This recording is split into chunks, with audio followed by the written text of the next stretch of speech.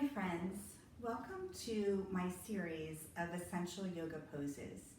Today I would like to start with mountain pose. And the reason that I think mountain pose is so important is because we do it so much in our life, right? It's a standing vertical posture. And so what I want to do is go over some key elements for mountain pose. So we'll start at our feet and we'll work our way up to our head. So take a look down at your feet. You want about 2 fist distances between your feet. No less than 1. 2 is probably pretty average or standard. One way that I find that is I plant one foot and I look at the outside of the foot. From the pinky toe to the heel, I want a straight line. Then I bring my other foot so that my heel is at my big toe. I keep my ball of foot planted and I turn it out so I have another straight line from pinky toe to heel. This is giving me the most stability in my hip, for my hip surface in which to stand on.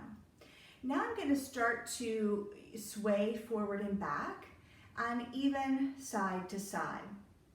I want to get a chance to feel how my feet are interacting with the ground. We want about 60% of your weight in your heel, 40% of the weight in the ball of the foot. So you should feel pressure in the big toe pad, the pinky toe pad, and then equally in the back of the heel. Now when you're standing this way, some people may feel as though their knees are pulling in.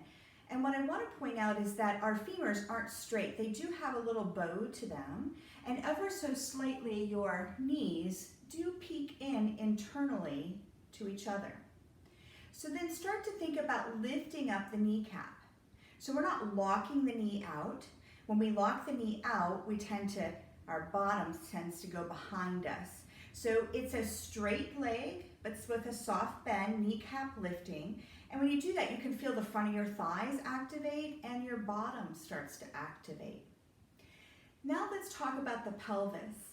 In the Western culture, so many people tend to push their pelvis forward, like they're tucking their tail underneath. When that happens, we're turning off our abdominal muscles. They're not working, and our hips seem to be forward of where we're going in life. I'll give you a side view now as well. If I lock my knees out, do you see how my bottom starts to shift back and now my chest is coming forward? So what we want to do is find that parallel feet, find that equal weight, kneecap lifting, and perhaps you think about, well, am I tucking? And if I am, can I just let my tailbone come out ever so slightly? And you may notice that the abdominal muscles lift up, okay? So again, we're at the feet, the knees, we've gone over the hips.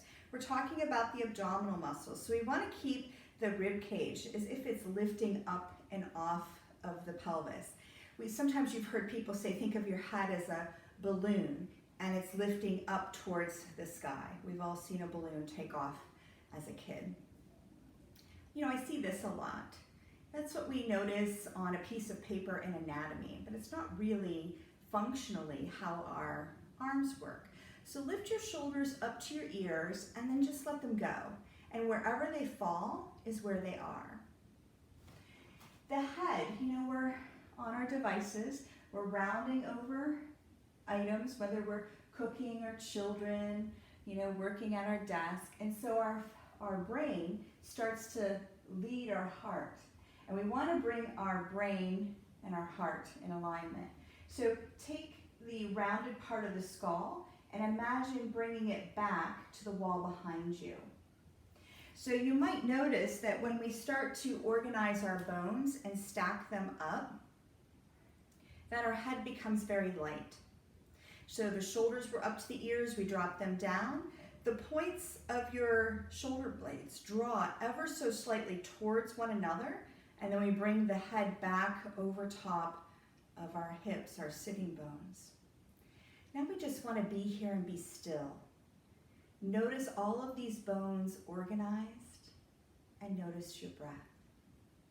This is your very first yoga pose to learn